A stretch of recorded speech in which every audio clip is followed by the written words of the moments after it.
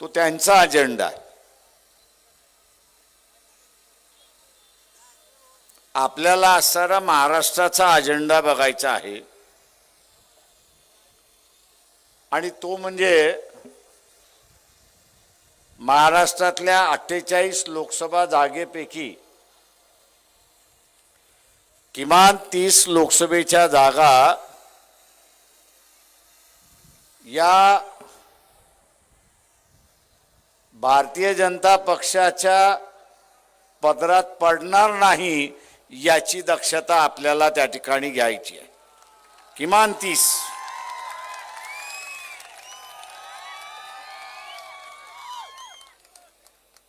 त्यांनी संकल्प केला, आपणही संकल्प करायचा आहे. पण नुसता संकल्प करून चालत नाही.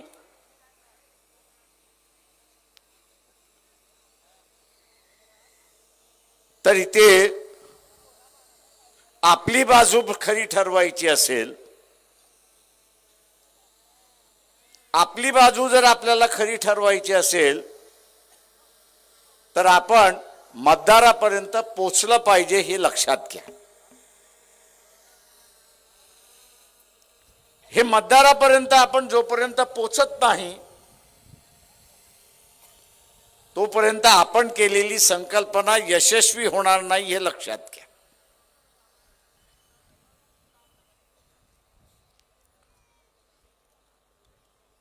आता ही संकल्पना यशस्वी करायची असेल तर या सरकारच्या विरोधातला मतदार कोण आणि आपल्या बाजूने मतदान कोण करू शकतो याचं पहिल्यांदा आपल्याला आकलन करावं लागणार आहे.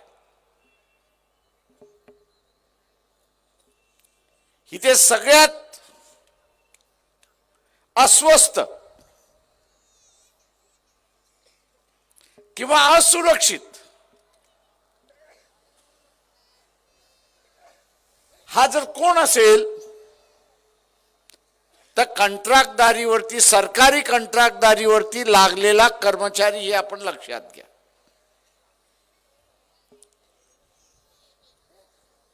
कॉन्ट्रॅक्ट पद्धतवरती लागलेला हा जो कामगार आहे, अधिकारी आहे, कर्मचारी आहे, हा सगळ्यात असुरक्षित आहे. कोणाचा कॉन्ट्रॅक्ट 3 वर्षाचा आहे, कोणाचा कॉन्ट्रॅक्ट 5 वर्षाचा आहे, पुन्हा दिल्या जाईल का याची शंका आहे.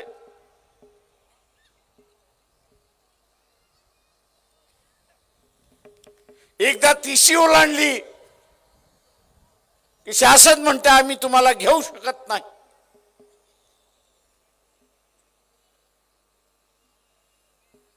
हा जो असुरक्षित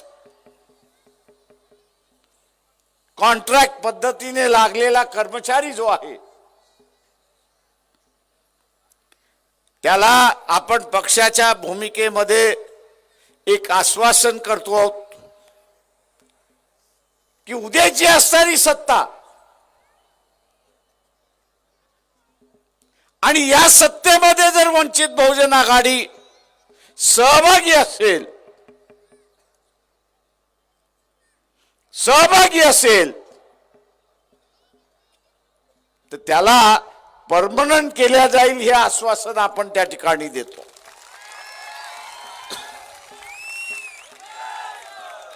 तेव्हा हा जो मतदार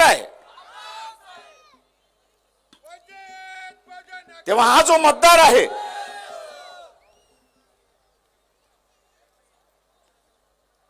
हा जो कर्मचारी आहे, याच्यापर्यंत आपण पहिल्यांदा पोचलं पाहिजे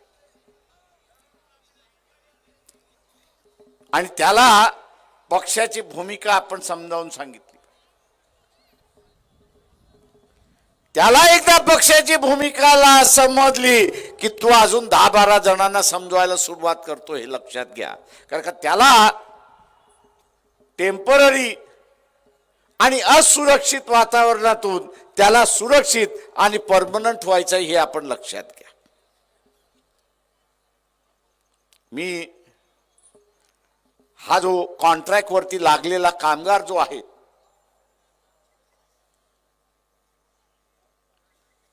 हा एका प्रकारचं नव्यानं असणारा मनुस्मृतीचा उल्लेख केला, त्याच्यातला एक भाग आहे.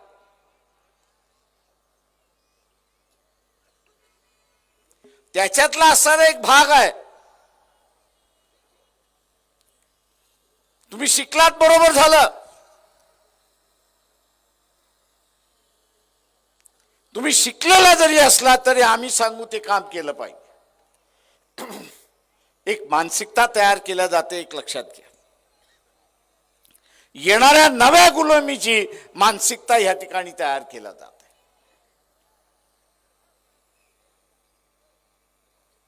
आणि या मानसिकतेला खत पाणी ही कॉन्ट्रॅक्ट पद्धत त्या ठिकाणी टाकते. कारण का प्रत्येक 5 वर्षानंतर, प्रत्येक 3 वर्षानंतर, प्रत्येक 2 वर्षानंतर तू आपला निवेदन घेत, मोर्चे घेत, तिथे असणारं माझं कॉन्ट्रॅक्ट वाढवा म्हणून त्या ठिकाणी सांगतो. एक मानसिक आघात केला जातो. देश स्वतंत्र झाला, संविधानाने सांगितलं की इथला असणारा जो कोणी कर्मचारी असेल, हा कर्मचारी परमनंट असेल. त्यांनी चुका केल्या तरच त्याला सर्व्हिसमधनं काढण्यात जाईल, नाही तर तो परमनंट राहील, त्याच्या विरोधात कारवाई केल्या जाणार नाही, तशी असताना परिस्थिती होती. मी एका प्रकारे सुरक्षित व्यवस्थेकडे संविधान घेऊन गेला. आणि आता आपण बघत असाल की इथल्या असणाऱ्या कर्मचाऱ्याला असुरक्षित व्यवस्थेमध्ये त्या ठिकाणी घेऊन जायला जात आहे आणि पुन्हा पुन्हा त्याच्यावरती मानसिक आघात केला जातो, हे लक्षात घ्या. इथला कॉन्ट्रॅक्ट वरचा असणारा जो कामगार आहे, याच्या अगोदर काँग्रेस, एनसीपी आणि इतर पक्षांचं असणारं सरकार आपण त्या ठिकाणी पाहिजे. सध्या असणारं बीजेपी आणि एकनाथ शिंदे यांचं असणारं सरकार आपण पाहतोय. पण हा जो कॉन्ट्रॅक्ट वरचा कामगार आहे, कर्मचारी आहे, त्याला परमनंट करण्याच्या गोष्टी होत नाहीत, हे आपण लक्षात घ्या. कोर्टात गेला तर कदाचित होतं, नाही तर कोर्ट म्हणतं पॉलिसी डिसिजन आहे, आम्ही त्या ठिकाणी घेऊ शकत नाही. मी या सगळ्या कर्मचाऱ्यांना असं आवाहन करतोय की आपण वंचितला सत्तेमध्ये बसवा. ही जी नव्याने येणारी कॉन्ट्रॅक्टची जी गुलामी आहे, ती आम्ही संपवल्याशिवाय राहणार नाही, हे आश्वासन आम्ही आपल्याला या ठिकाणी देतो.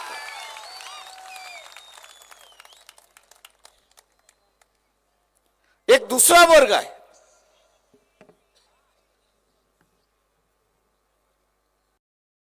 की जो इथला असणारा असुरक्षित आहे.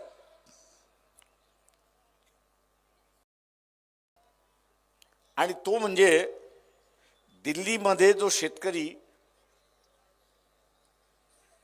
दिल्लीमध्ये जो शेतकरी वर्षभर आंदोलन करत होता, त्या शेतकऱ्यांचे प्रश्न,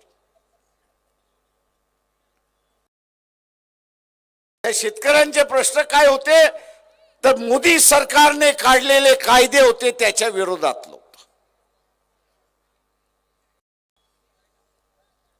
बांधावरती व्यापारी माल विकत घेऊ शकतो हा कायदा होता.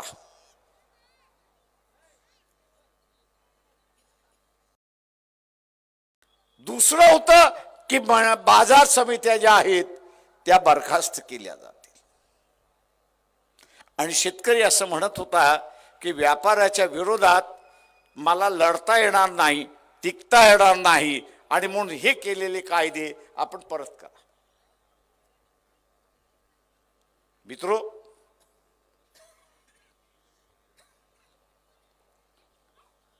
आज जर आपण पाहिलं, आज जर आपण या ठिकाणी पाहिलं की केंद्र शासन हमी भाव हे जाहीर करते,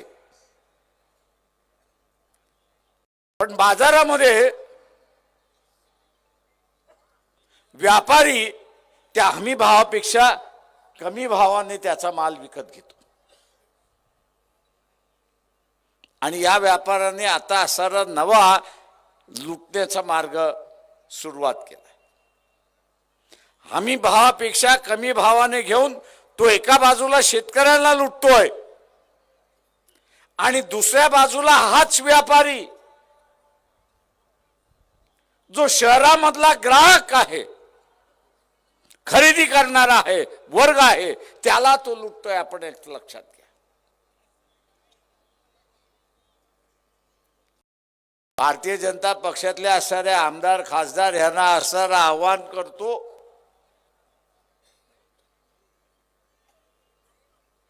की मध्यंतरी टमाट्याचा तुटवडा लागला आणि झाला,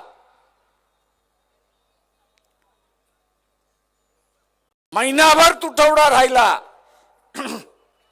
भारतीय जनता पक्षातल्या आमदार खासदारांनी इथल्या सरकारला आवाहन करतोय की कुठल्या दिवशी आणि कुठल्या बंदरामध्ये तुम्ही टमाटा बाहेरून आणला तो तरी सांगा।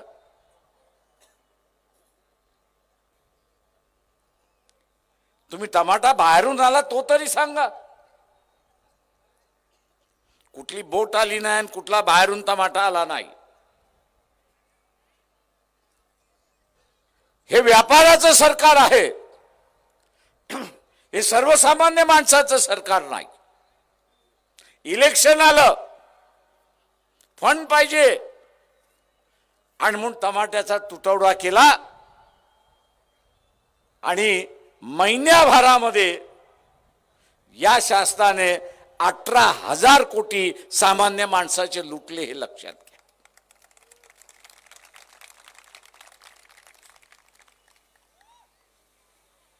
प्रत्येक माणसाने हिशेब करा की त्या महिन्याभराच्या कालावधीमध्ये मी किती टमाटा विकत घेतला आणि किती अधिक पैसे दिले हे बघा। तुमचा हिशेब तुम्हीच करा आणि जर तुम्हाला असं दिसलं की मी असणार 100 रुपये जास्ती खरेदी केले, जास्ती रुपये देऊन खरेदी केलेत,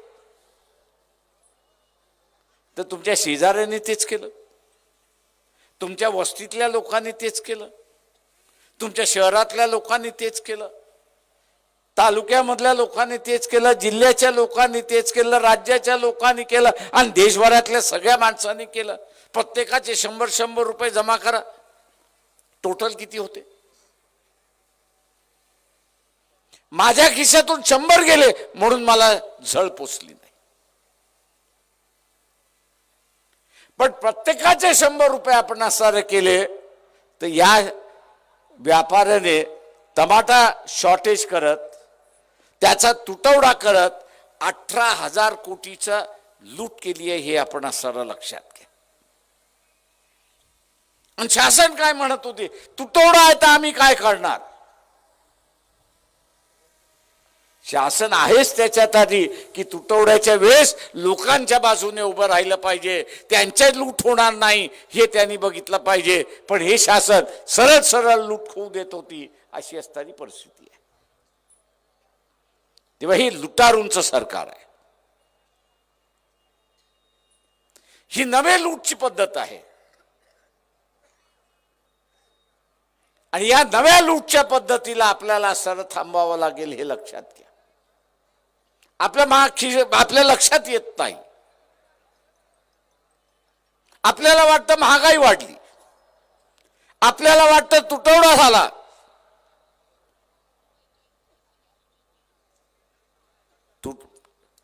तुटवडा झाला तर कुठून तरी बाहेरून आला पाहिजे ती तूट भरून काढण्यासाठी। ती तूट भरून काढण्यासाठी बाहेरून कुठून येत नाही, तर इथे असणारा तुटवडा केला जातो। लक्षात येतं की आपण असणारा प्रचंड लुटलाय, आता भाव खाली करा आणि पुन्हा टमाट्याचा भाव खाली आला, अशी परिस्थिती। तुटवडा झाला तो अख्खा सीझनभर तुटवडा झाला पाहिजे, अख्खा सीझनभर भाव वाढला पाहिजे, महिन्याभरच वाढतो आणि महिन्याभरातच खाली पडतो, हे राजकारण आपण असणारा लक्षात घेतलं पाहिजे. ही नव्या लुटीची नांदी आहे हे आपण लक्षात घ्या. आणि हे सरकार या लुटीला पाठीमागं घालतंय. या पाठीमागं घालणाऱ्या सरकारला आपण मातीत लोळवलं पाहिजे, एवढं असणारा लक्षात घेतलं पाहिजे. आणि म्हणून मित्रो,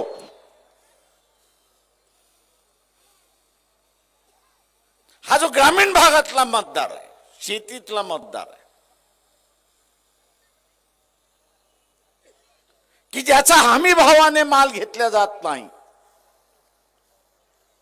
हा एक मोठा वर्ग आहे.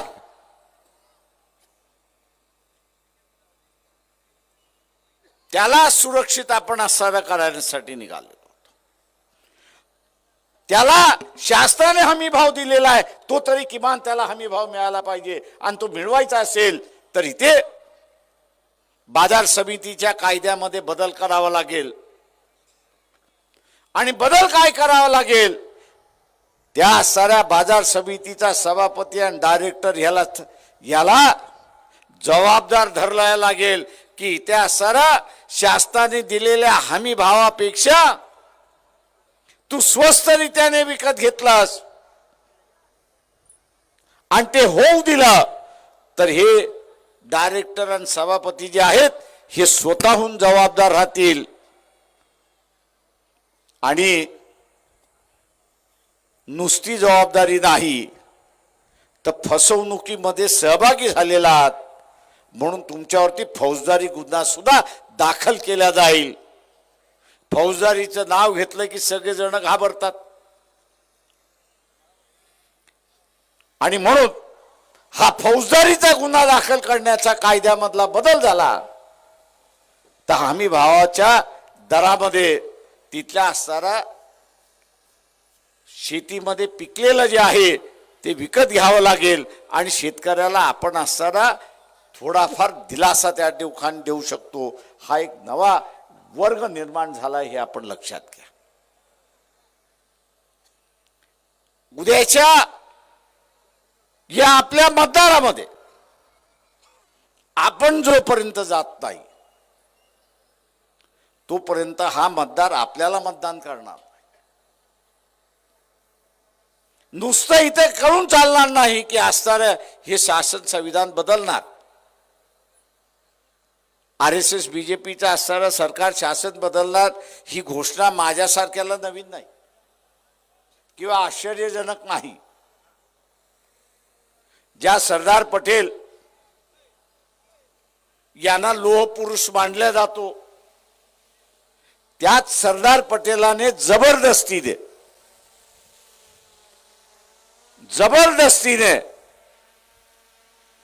तुम्ही ही घटना मानणार असाल, देशाचा तिरंगा हा नॅशनल फ्लॅग आहे आणि अशोक चिन्ह हे ह्या देशाचं सिम्बॉल आहे हे मान्य करणार असाल तर तुम्हाला जेलमधनं सोडतो, नाही तर मी सोडत नाही. जेलमधनं बाहेर येण्यासाठी एग्रीमेंट केलं आणि जबरदस्तीने मान्य करायला. आता ते जबरदस्तीने मान्य केलं, आता ते म्हणतात आम्ही बदलणार. आम्ही त्या काळी शपथ घेतली होती की ही घटना आम्ही मान्य करणार नाही.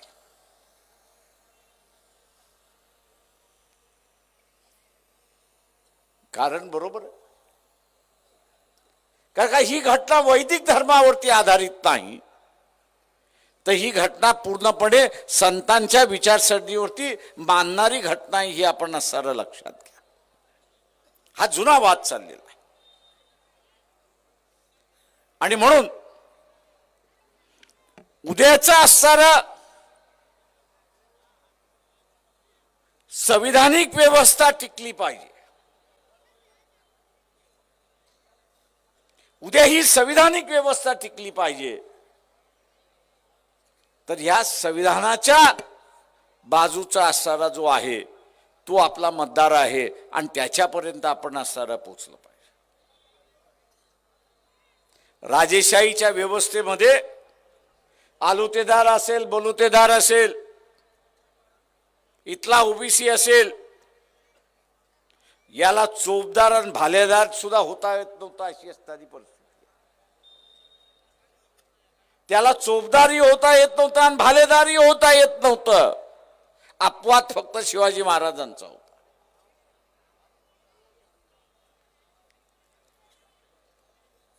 आपण हा प्रचार केला पाहिजे की उद्याची असणारी ही जी नवीन व्यवस्था आहे, या व्यवस्थेमध्ये आम्हाला भालेदार आणि चोपदार होण्याचा अधिकार राहणार आहे का, आणि तो कशा पद्धतीचा राहणार आहे याचं विवरण तर असणार खरा.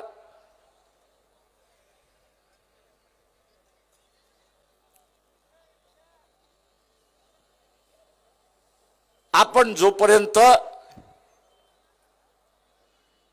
टार्गेट ओरिएंटेड काम करत नाही, तोपर्यंत आपल्याला यश येणार नाही, हे आपण सरळ लक्षात घ्या. उद्याची युती होईल की न होईल हे राजकीय पक्ष ठरवणार नाहीत. ते इथला असणारा रिंग मास्टर नरेंद्र मोदी जो आहे तोच ठरवेल. आता बसल्या बसल्या मी असणारी एक बातमी दाखवत होतो की 21 तारखेला केजरीवालला ईडीने समन्स केलेला आहे, बोलवलेला आहे.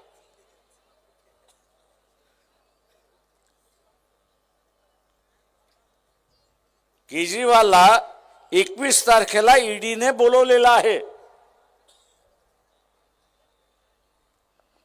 आता तुम्हाला पोलिसांनी बोलवल्यानंतर तुम्ही काय करता?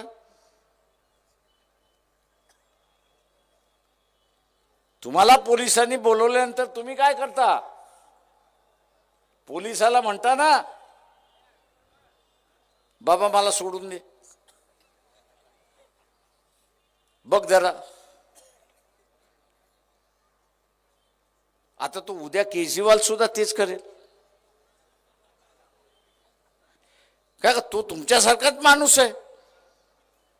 तुम्हाला सुद्धा जेलमध्ये जायचं नसतं म्हणून पोलिसाच्या हातापाया पडतात, जाऊ द्या बाबा काहीतरी करण, मला सोडून दे, पुन्हा करणार नाही. ज्या का अनाभाका घ्यायच्या त्या अनाभाका पोलिसासमोर घेतात. आता तोही माणूस आहे, तोही तेच करेल. उद्या त्याला सांगितलंय की तू असं कोणाबरोबर जायचं नाही, तो काय म्हणा ठीक आहे मान्य करतो, जात नाही कोणाबरोबर. तुम्हाला असं वाटतंय की नाही इथे असताना सगळ्यांनी एकत्र बसलं पाहिजे आणि बीजेपीच्या विरोधात लढलं पाहिजे? भावना ठीक आहे, पण वस्तुस्थिती का? वस्तुस्थिती हा रिंग मास्टर जो आहे, हा रिंग मास्टर कधी हत्तीला उभा करतोय, कधी घोड्याला उभा करतोय, कधी अस्वलाला उभा करतोय, कधी कुत्र्यालाही उभा करतोय. आणि म्हणून या रिंग मास्टरला वाटलं की युती व्हावी, तर युती झाली. या रिंग मास्टरला वाटलं की युती नाही झाली पाहिजे, तर युती होणार नाही. ही असणारी राजकीय परिस्थिती इथल्या रिंग मास्टरने आणून ठेवलेली आहे. आणि म्हणून आपल्याला सुद्धा, मी आज दुपारच्या असणाऱ्या पत्रकार परिषदेमध्ये RSSचे प्रमुख मोहन भागवत जे आहेत त्यांना एक प्रश्न विचारला होता. उत्तर देतील की नाही याची मला कल्पना नाही, त्यांना उत्तर देण्याची सवय नाहीये. हो, मी अधिकृत सांगतोय, एक शिष्टमंडळ त्यांना असणारं निवेदन द्यायला गेलं. ते जिथे जाणार होते तिथे असणारा सगळ्यांना भेटलं आणि सांगितलं की आम्हाला आमचं निवेदन द्यायचं आहे. त्यांनी पोलिसांना सांगितलं की आम्हाला निवेदन द्यायचं आहे, का त्यांना ब्लॅक कॅट सिक्युरिटी आहे. निरोप असा आला की RSSने आतापर्यंत कधीही निवेदन कोणाचं स्वीकारलेलं नाही. ते म्हटले अपवाद करा, आमचं स्वीकारा. ते म्हटलं आमची संस्कृती नाही की इथे निवेदन स्वीकारले. तेव्हा मी मोहन भागवतांना विचारतोय की तुमची आणि नरेंद्र मोदी, तुमची आणि नरेंद्र मोदी वर्षभरात भेट झाली का याचा खुलासा करा. क्या का दोन हिटलर आहेत. एक संघटनेतला हिटलर आहे आणि दुसरा लोकशाहीतला हिटलर आहे. तेव्हा आम्हाला ह्या दोन हिटलरांची भेट झाली आहे का ह्याची माहिती पाहिजे.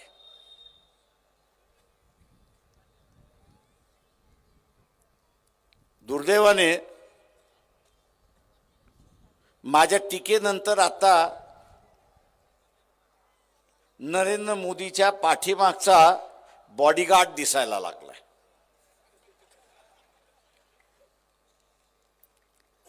काय का मीच म्हणत होतो की नरेंद्र मोदी हा एकटाच दिसतो, दुसरा कोणी दिसत नाही लाल किल्ल्यावरनं.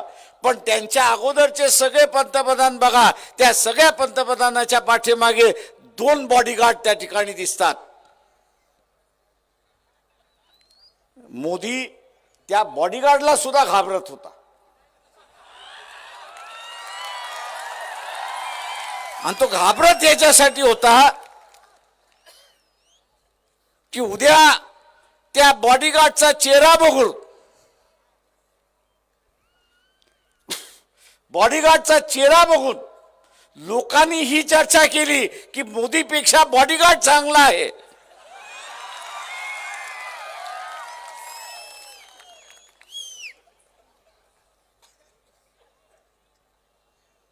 मोदीपेक्षा बॉडीगार्ड चांगला आहे ही चर्चा होईल म्हणून तो बॉडीगार्डलाच दाखवत नव्हता, अशी परिस्थिती आहे. मागच्या 10 दिवसापासून एक बॉडीगार्ड दिसायला लागलाय, एक बॉडीगार्ड दाखवला जातोय, अशी असणारी परिस्थिती आहे. म्हणजे ज्या माणसाला आपले अंगरक्षक जे आहेत, आपल्या स्वतःच्या सुरक्षितेसाठी आहेत, त्यांना दाखवण्यावरून सुद्धा त्याला भीती वाटते. या माणसाची मानसिकता काय असणार. हा स्वतःवरतीच एवढा प्रेम करतो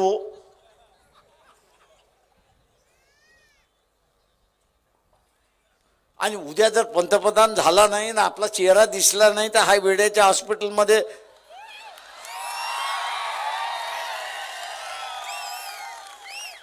काय का, हा एक रोग आहे, मानसिक रोग आहे.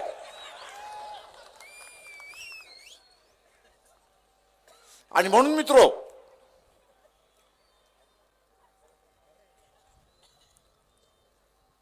आज जे सांगितलं जातंय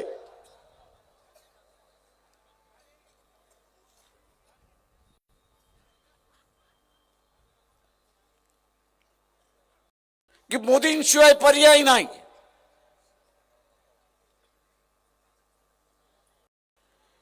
मी त्यांना असं म्हणतो की काय महत्वाचं काम झालं एवढं तरी सांगा.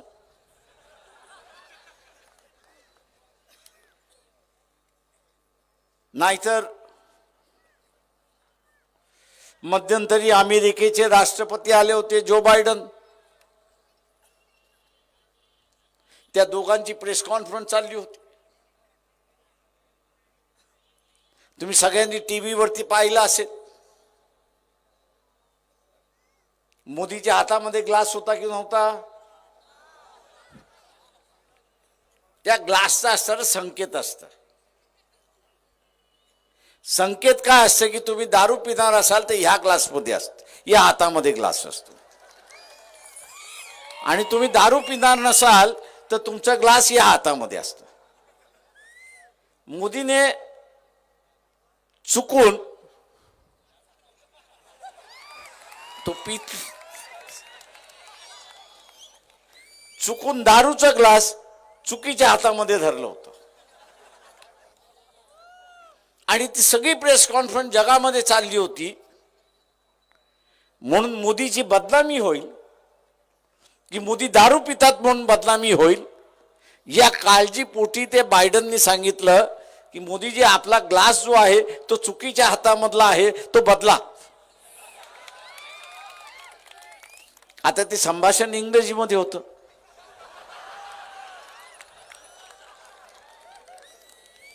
बायडन इंग्रजीमध्ये बोलत होता, पुन्हा खोला तुम्ही बघत असाल की तो एकदा नाही तीनदा सांगत होता आणि मोदी आपलं 3 वेळा खिकी खिकी खिकी हसत बसला.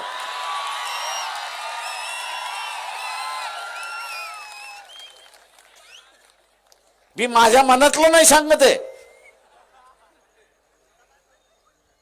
तुम्ही आजही गेला तर तुम्हाला असणाऱ्या युट्यूब वरती तो सीन दिसेल. आणि शेवटी बायडन स्वतः म्हणणारे ह्याला मी सांगतोय नीट वाग तरी हा नीट वागत नाही.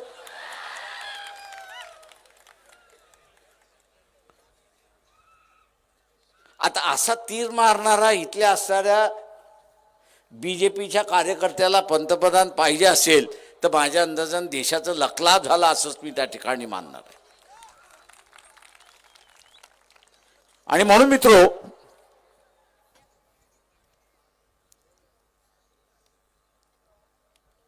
आता रेल्वेनी प्रवास करायला 10-15 दिवस अगोदर तिकीट काढावं लागतं. तेही कन्फर्म होईल की नाही हेही माहिती नाही. पुन्हा कधीतरी त्याचा असणारा समाचार घेईल की देशाला असणारा फार चांगल्या रीतीने चालवलेला आहे, गाड्या नव्या आलेल्या आहेत, अमुक नव्या आलेल्या आहेत, पण असणाऱ्या लोकांच्या सोयीच्या गाड्या या बंद झाल्या अशी असणारी परिस्थिती आहे.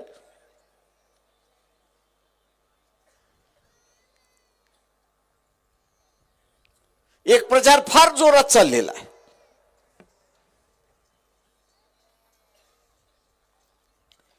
आणि तो म्हणजे की ह्या देशाला हिंदू धर्म म्हणून घोषित केला पाहिजे. मी या सगळ्यांचं दुर्दैव मानतोय. मी दुर्दैव ह्याच्यासाठी मानतोय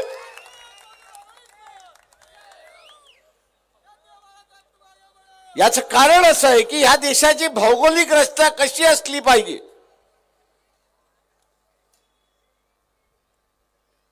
याचा त्या काळचा असणारा विचार फक्त बाबासाहेबांनी केला. ज्यांनी कोणी असणारं थॉट्स ऑन पाकिस्तान हे पुस्तक जर वाचलं असेल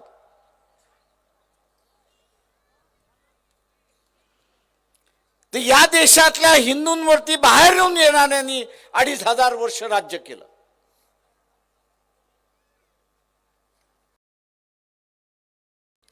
मोगलांनी केलं, ख्रिश्चनांनी केलं, फारसीनी केलं.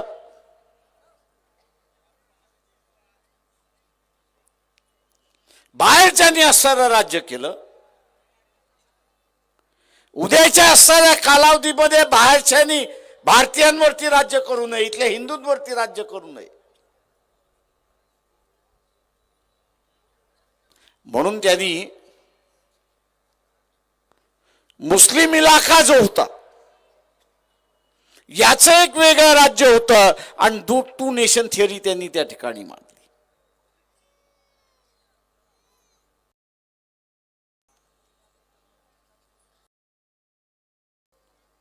की उद्याच्या असणाऱ्या कालावधीमध्ये भारतीयांवरती बाहेरच्यांनी येऊन राज्य करू नये आणि म्हणून सीमा कुठे असावी आणि ती सुरक्षित कशी राहावी याची असणारी मांडणी केली.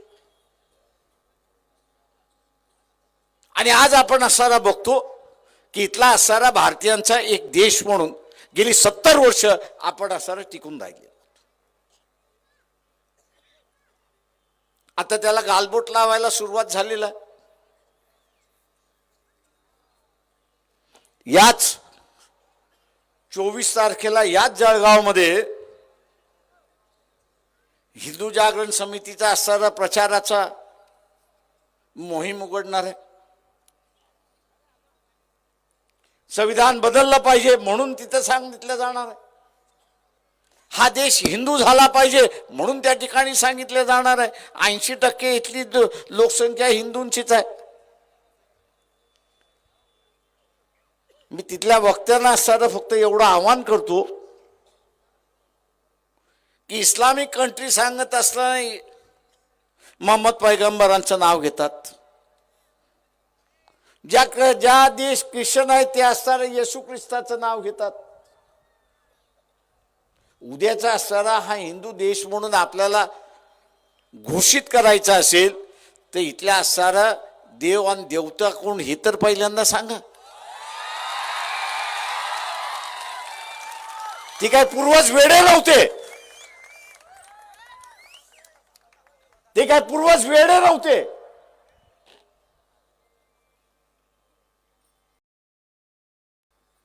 की त्यांनी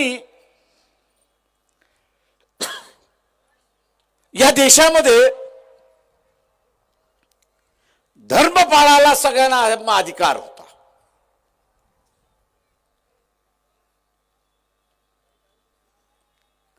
धर्म पाळायला सगळ्यांना अधिकार दिला. मी मगाशी ज्याचा उल्लेख केला, संतांची विचारसरणी ही समतावादी विचारसरणी आणि वैदिक धर्माची विचारसरणी ही असणारी विषमतावादी विचारसरणी आहे. हळूहळू दोघेही बदलतील आणि एका नव्या दिशेने सुरुवात होतील ही अपेक्षा त्या पिढीची होती.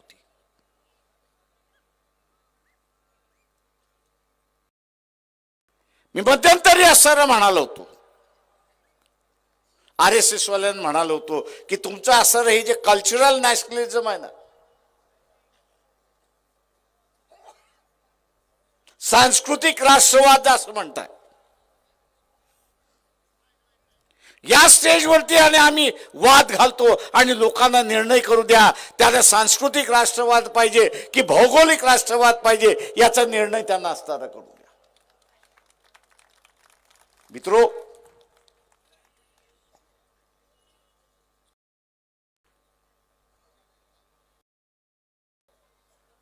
एकदा तुटलं की जुळणार नाही एवढं लक्षात घ्या.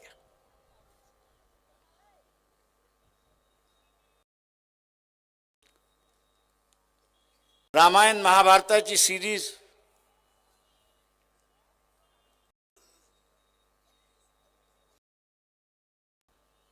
याला प्रेक्षक 90% होते. 90% होते. पण त्या रामायणाच्या सिरीज मध्ये एक सुप्रीम कोर्टामध्ये पिटिशन घेतली, मी त्यांचा उल्लेख नाही करत आहे, आणि त्या पिटिशनचा गाभा काय होता की कुठल्या देवाने कोणासमोर झुकलं आणि कुठल्या देवाने कुठल्या समोर झुकल्यामुळे माझ्या भावना दुखल्या आणि म्हणून हा सीन काढून टाका म्हणून ते पिटिशन होतं.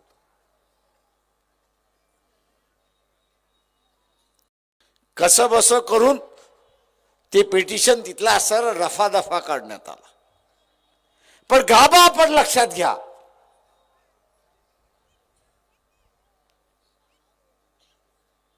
गाभा हा आहे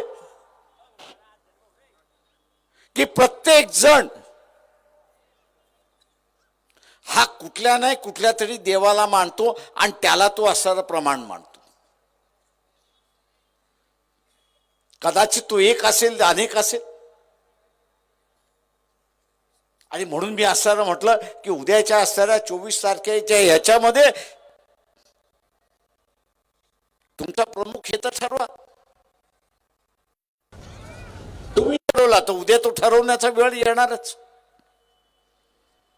हा म्हणणार तो, तो म्हणणार तो, तो म्हणणार तो, पुन्हा भांडणं सुरुवात झाली.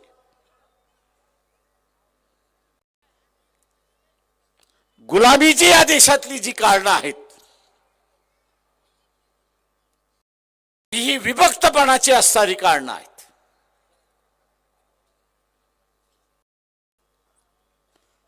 आणि म्हणून बाबासाहेबांनी इतर सगळेच म्हणाले होते की ज्या भावनेतून इथली माणसं विभक्त होऊ शकतात त्यांना कृपा करून राजकारणाचा अड्डा बनवू नका.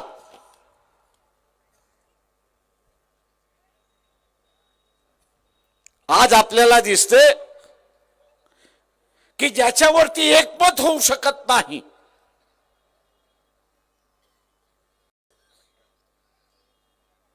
ज्याच्यावरती एकमत होऊ शकत नाही अशा असणाऱ्या विषयाला टेबलावरती आणलेला आहे.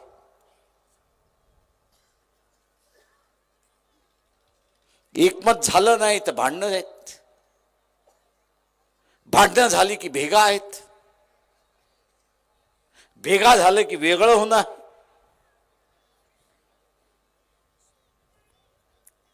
हा इशारा आहे. आणि म्हणून मी इथल्या असं तमाम जनतेला आवाहन करतोय की ज्याच्यावरती आपलं एकमत होऊ शकत नाही तो आपण चर्चेला घेताच कामा नये.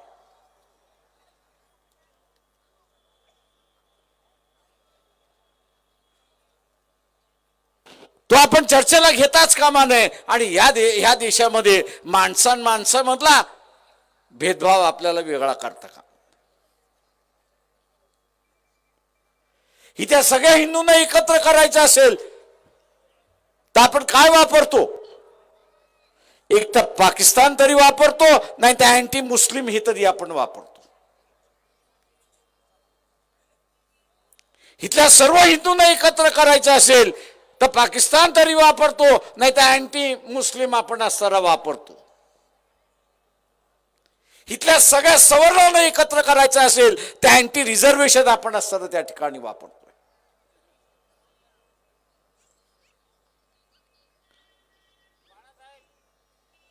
प्रश्न असताना त्याच्यामधला एक आहे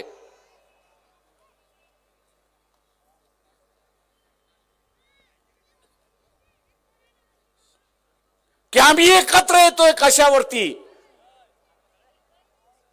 बेरजेवरती एकत्र येत नाही आहोत तर आम्ही वजाबाकीवरती एकत्र येत आहोत अशी परिस्थिती आहे.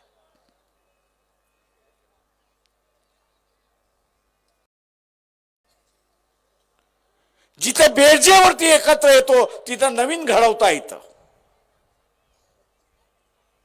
पण जिथे वजाबाकी आहे तिथे फूट आहे अशी असणारी परिस्थिती आहे.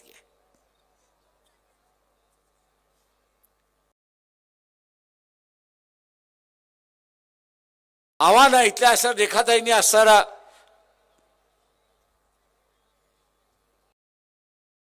नॉर्थ ईस्ट मधल्या कुकी आणि मैथी या दोन ट्राइब्स मधल्या असणारे भांडणाचा उल्लेख केला.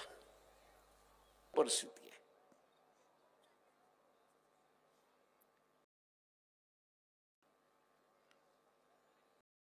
आव्हान आहे इथल्या अशा रेखाताईंनी असणारा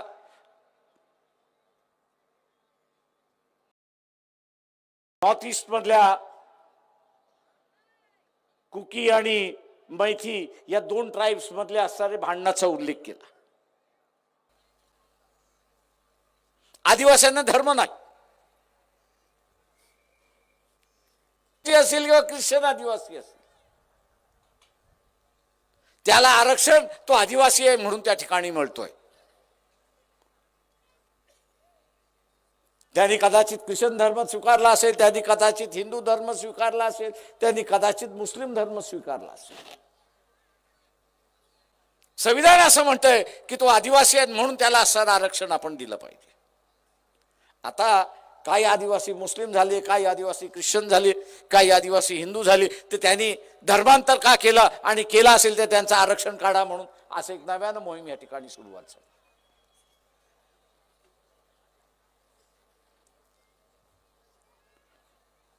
मिटवण्याच्या ऐवजी विभक्तपणा कसा वाढेल असंच बघितलं जाते.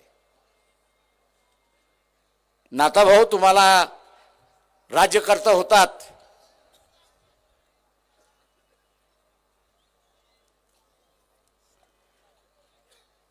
आणि अनेक तुमच्यासारखे राज्यकर्ते आहेत, पण या देशातले किती विद्यार्थी परदेशी शिकायला जातात एवढं सांगा. पोस्ट ग्रॅज्युएशनला जातात ते वेगळे आहेत, ग्रॅज्युएशन साठी किती जातात याचं सांगा. जी काय आकडेवारी बाहेर आलेली आहे, 22 लाख विद्यार्थी बाहेर जातो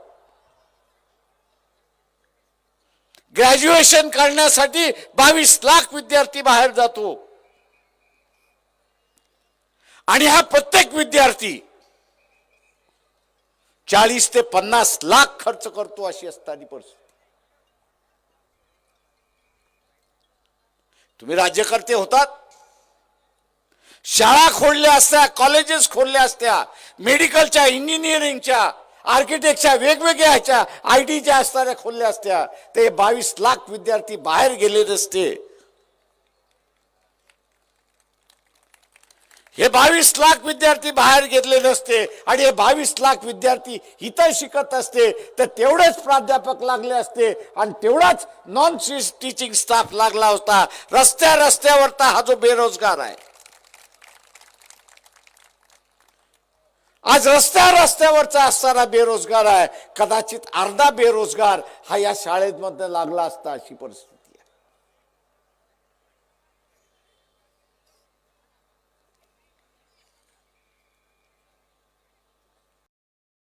या देशातली अर्धी बेकारी आपण असं संपवू शकलो असतो. आणि 50 लाखाच्या निमित्ताने या देशाची संपत्ती जे परदेशी चाललेली आहे ती कदाचित आपण थांबवली असती आणि इथले असणाऱ्या गोरगरिबाचा प्रश्न आपण त्या ठिकाणी सोडवला असता. मित्रो,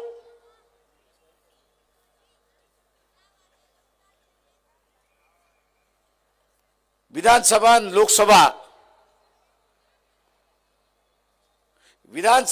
लोकसभा या माणसांच्या पोटाचा प्रश्न आणि सुरक्षिततेचा प्रश्न त्या ठिकाणी सोडवतात.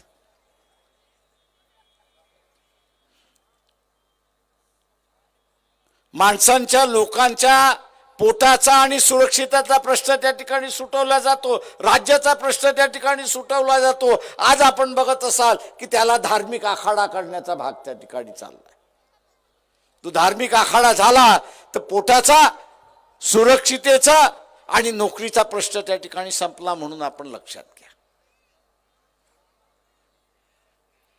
आणि म्हणून उद्याची ही बेरोजगारी, शेतकऱ्यांचं शोषण आणि सुरक्षितेची व्यवस्था ही जर आपल्याला साधायची असेल तर त्याची माणसं आपल्याला त्या ठिकाणी पाठवली पाहिजे.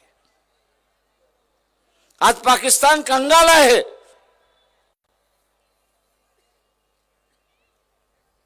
दोन दिवस सुद्धा लढण्याचं शस्त्र त्यांच्याकडे नाही.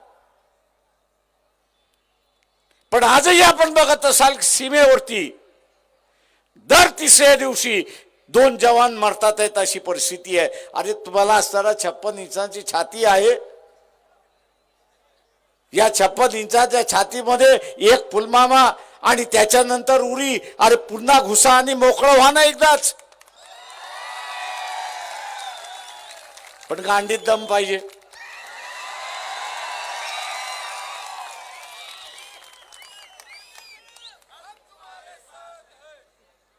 दम पाहिजे. गाठ्या खाऊन चालत नाही. त्याला आरक्षण तो आदिवासी आहे म्हणून त्या ठिकाणी मिळतोय. त्यांनी कदाचित ख्रिश्चन धर्म स्वीकारला असेल, त्यांनी कदाचित हिंदू धर्म स्वीकारला असेल, त्यांनी कदाचित मुस्लिम धर्म स्वीकारला असेल. संविधान असं म्हणतंय की तो आदिवासी आहे म्हणून त्याला असणारं आरक्षण आपण दिलं पाहिजे. आता काही आदिवासी मुस्लिम झाले, काही आदिवासी ख्रिश्चन झाले, काही आदिवासी हिंदू झाले, तर त्यांनी धर्मांतर का केलं आणि केलं असेल तर त्यांचं आरक्षण काढा म्हणून असं एक नव्यानं मोहीम या ठिकाणी सुरुवात झाली.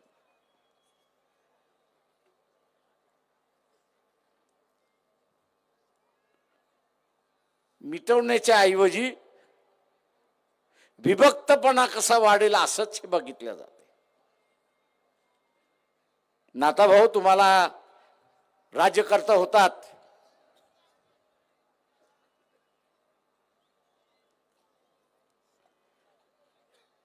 आणि अनेक तुमच्यासारखे राज्यकर्ते आहेत, पण ह्या देशातले किती विद्यार्थी परदेशी शिकायला जातात एवढं सांगा. पोस्ट ग्रॅज्युएशनला जातात ते वेगळे आहेत, ग्रॅज्युएशन साठी किती जातात याचं सांगा. जी काय आकडेवारी बाहेर आलेली आहे, 22 लाख विद्यार्थी बाहेर जातो ग्रॅज्युएशन करण्यासाठी. 22 लाख विद्यार्थी बाहेर जातो आणि हा प्रत्येक विद्यार्थी 40 ते 50 लाख खर्च करतो अशी असताना परिस्थिती. तुम्ही राज्यकर्ते होतात, शाळा खोलल्या असत्या, कॉलेजेस खोलल्या असत्या, मेडिकलच्या, इंजिनिअरिंगच्या, आर्किटेक्टच्या, वेगवेगळ्या ह्याच्या, IT च्या असणाऱ्या खोलल्या असत्या, ते 22 लाख विद्यार्थी बाहेर गेले नसते. हे 22 लाख विद्यार्थी बाहेर गेले नसते आणि हे 22 लाख विद्यार्थी इथं शिकत असते तर तेवढेच प्राध्यापक लागले असते आणि तेवढाच नॉन टीचिंग स्टाफ लागला होता. रस्त्यावरचा हा जो बेरोजगार आहे, आज रस्त्यावरचा असणारा बेरोजगार आहे, कदाचित अर्धा बेरोजगार हा या शाळेमध्ये लागला असता अशी परिस्थिती.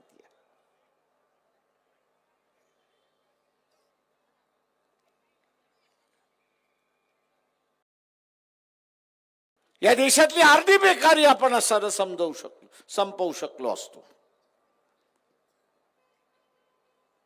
आणि 50 लाखाच्या निमित्ताने या देशाची संपत्ती जे परदेशी चाललेली आहे ती कदाचित आपण थांबवली असती आणि इथले असणाऱ्या गोरगरिबाचा प्रश्न आपण त्या ठिकाणी सोडवला असता. मित्रो,